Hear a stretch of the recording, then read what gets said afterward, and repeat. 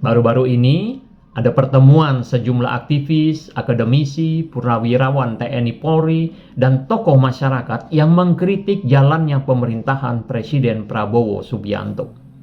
Dalam pertemuan itu muncul gagasan bahwa Presiden Prabowo sebaiknya diberikan waktu 2 tahun untuk membuktikan kinerjanya.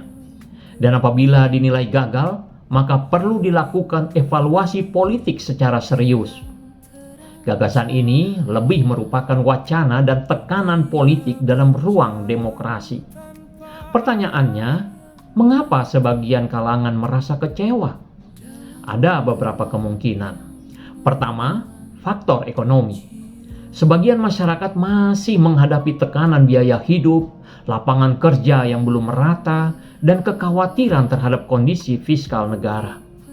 Kedua, faktor penegakan hukum. Kritik sering muncul ketika masyarakat menilai hukum belum ditegakkan secara konsisten atau masih dipengaruhi kepentingan politik. Ketiga, faktor demokrasi dan tata kelola pemerintahan.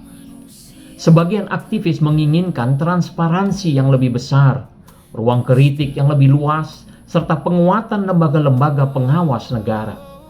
Kritik-kritik semacam ini merupakan hal yang wajar dalam negara demokrasi.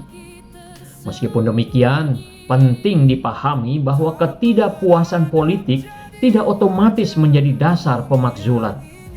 Konstitusi Indonesia mengatur bahwa pemakzulan presiden hanya dapat dilakukan melalui mekanisme hukum dan politik yang sangat ketat, melibatkan DPR, Mahkamah Konstitusi, dan MPR. Karena itulah perbedaan pendapat seharusnya disalurkan melalui jalur konstitusional, bukan melalui provokasi atau ujaran kebencian atau tindakan yang mengancam persatuan bangsa. Bagi masyarakat yang tidak puas terhadap presiden atau pemerintah, langkah terbaik adalah memperkuat partisipasi demokrasi, yaitu menyampaikan kritik berbasis data, mengawasi kebijakan publik, menggunakan hak pilih secara bertanggung jawab, serta mendukung kebebasan pers dan penegakan hukum yang adil. Kritik yang sehat bukan bertujuan menjatuhkan seseorang, melainkan memperbaiki keadaan bangsa. Indonesia telah melewati banyak ujian politik.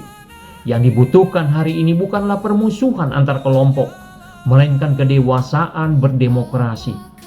Pemerintah perlu terbuka terhadap kritik, sementara masyarakat perlu menjaga kritik tetap berada dalam koridor hukum.